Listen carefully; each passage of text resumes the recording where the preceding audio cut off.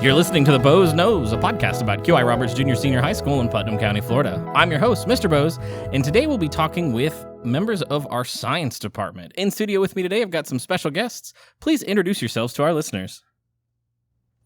My name is Karen Clark. My name is Wendy Helmy. Welcome and thanks for joining me. First question is, what was your favorite subject or topic in school and why? Biology. No, I really enjoyed science. I wasn't a fan of chemistry. Sorry, I wasn't very good at it. Once those atoms start spinning, I'm done. But no, I really loved learning about the body and learning about how things work in life. Okay, for me, it was any kind of science topic. I took a lot of different sciences, biology, chemistry, physics, and so on in high school, and then any kind of math as well, so science and math. Very good. So what is your favorite QI story or tradition? Oh, you need to go for that. Okay, I'm new, so this is really hard for me. Let me think on that one. Yeah, I'm also needing some time to think on that one. I really enjoy how close this campus is, like how connected and the events that happen here. The Lip Dub is amazing. Homecoming was really cool. And I love how into it the kids get and how respectful they are when they do it. Like, we don't have to worry about anything, getting out of hand because the kids are so respectful here. I don't know if this counts as a tradition, but I really like that we do the power hour so that we have time not only for the students to have lunch and everything, but also it gives me a better chance to get to know a lot of my students because they'll come to my room, and whether it's for getting help or just kind of hanging out and talking, it gives me a better opportunity to get to know them, which I've not had in other schools because, you eat lunch and you go straight to class. So I like power hour. Very good. Next question. If you could have coffee with anyone dead or alive, who would it be and why?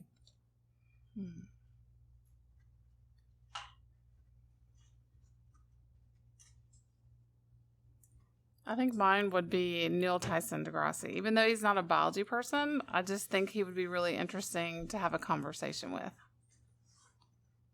I think I'd actually join you in that conversation and have coffee with him as well. Yeah. I would actually join you in that coffee conversation as well. I think that'd be good. Last question before we get into talking about science is quality, integrity, respect. Which one and why? I was actually dreading this question because it's really hard to pick which one is the most important, but I do think respect is important. And it has to go equally. I mean, you must respect, as a teacher, and I must respect my students, and they really need to respect me as well. So if I had to choose the second, integrity, and especially as we move forward with all this AI stuff, integrity is going to be challenged a lot, and that's something that you really need to keep and hold on to.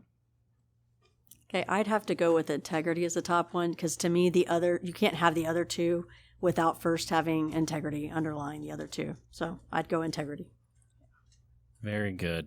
So let's get into talking about science. The first one is, what is your story? How did you get into teaching or how did you wind up here at QI? It doesn't matter. So I guess I started teaching at Gainesville High School in 1999, and I started teaching after my mom had been a career elementary educator and had encouraged me to go into education because she saw how much I liked to work with kids and bring science to other areas.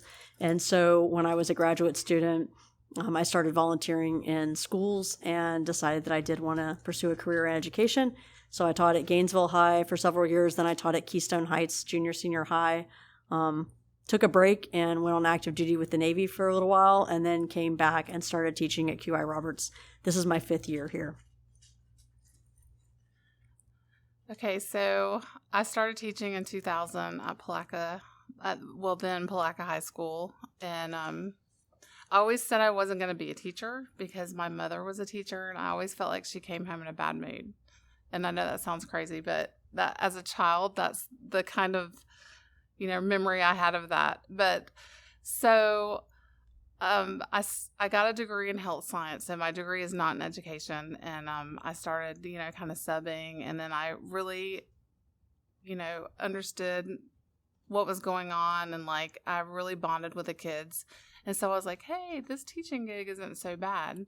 So once I started teaching in 2000, I really started diving deeper into biology. Started teaching AP and dual enrollment. I ended up getting my master's and doing the dual enrollment classes. And then I moved to QI. And I just wanted something that would challenge me. I was kind of getting stale in my education. Like, I always like to move and grow.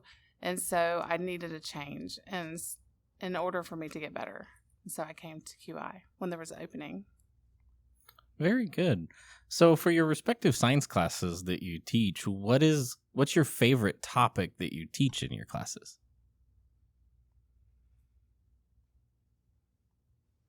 So for most of the day I teach chemistry, and I would say reactions are probably my favorite, reactions and stoichiometry. Because again, I like the math part of it. And to me, that's where we really start getting into like the chemistry itself.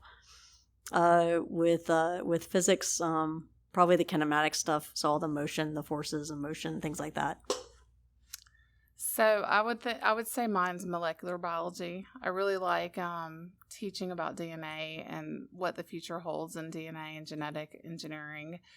So I really get into it, probably too much sometimes. And then like my second, which I will always pull in, is microbiology.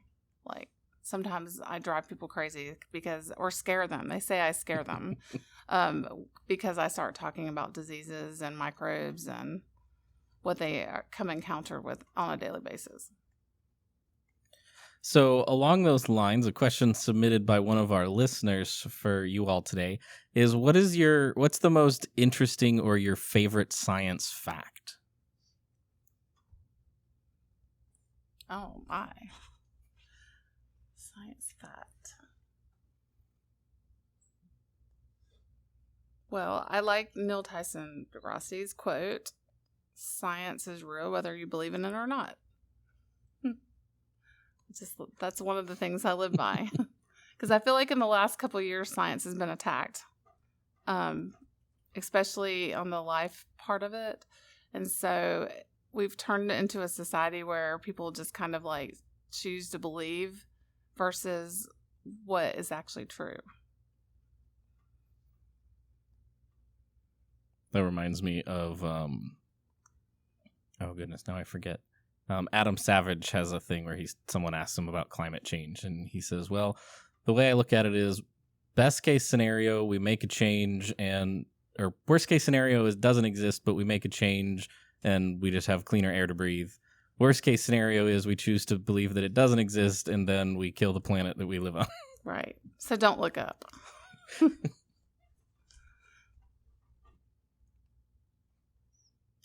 I don't know. I guess I don't know if it's a science fact, but most of my research when I was in graduate school revolved around evolutionary theory, and so I would say probably natural selection and evolution, and yeah, I focused on evolutionary ecology, so behavior. So to me, awesome.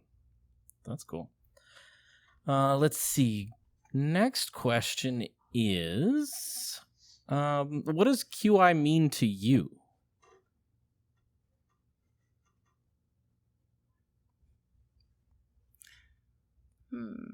What do you mean by what does QI mean to me? Like, what does it stand for, or? Yeah, like if you were to describe QI to someone. Oh, okay. Like, what does it mean to you? So I think that QI is a school that really encourages a learning environment, while also allowing the students to keep their creativity. It's a safe place, and I don't think that the students worry too much about being judged by others. I mean, they always have that piece because they're high school kids. I mean, as a teacher, also feel that way. But I do feel like the kids have that freedom to express themselves without judgment. Yeah, I would go along with that, especially compared to the other two schools that I've taught at. I think QI is much more like a community, like a big family, and where there's not necessarily no disagreements. I mean, of course there are, but where people are genuinely accepted for who they are, and I think that's great about here. Alrighty. So what advice or recommendations would you have for students new to QI? Maybe student transfers in or student starts in 7th grade. Like, what advice would you give them?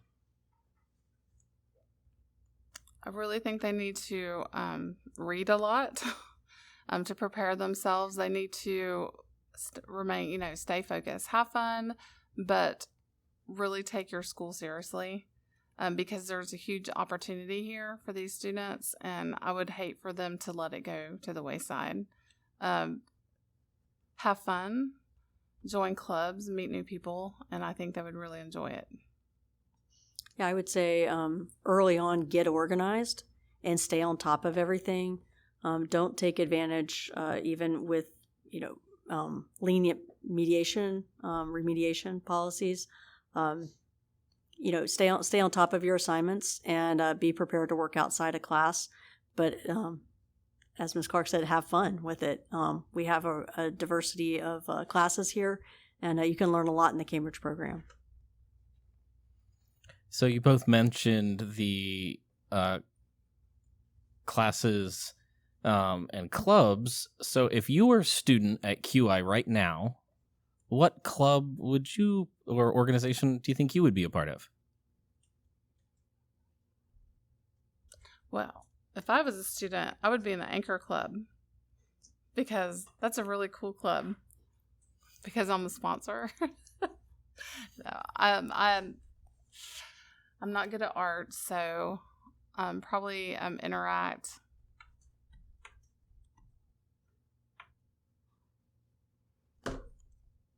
The aerospace stuff with the drones and everything seems pretty interesting to me.